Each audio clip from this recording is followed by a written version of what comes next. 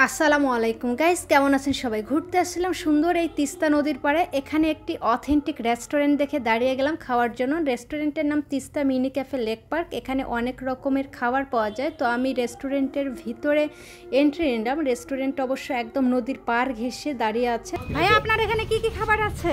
আছে মাছ আছে, মাংস আছে, মুরগি মাংস আর লাল শাক, ভেন্ডি ভাজি, ভর্তার আইটেম। মাছ ভর্তা ছিল, এখন দেখতে হবে আছে কিনা।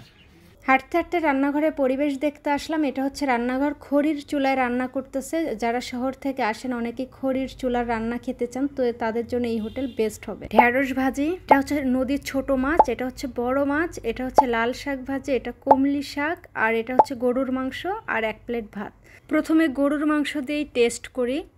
গরুর মাংসটা মজা হয়েছে, তবে যেহেতু এটা চুলার রান্না মাংসটা একটু শক্ত হয়েছে, অত নরম না। এরপর আমি নিলাম নদীর ছোট মাছটা, এটাও অনেক মজা হয়েছে, কাঁচামরিচ দিয়ে রান্না, কিন্তু নদীর এখানে পুঁটি মাছ বেশি ছিল। তারপর আমি বড় মাছটা নিলাম, এই মাছটার নাম কি তা জানি না।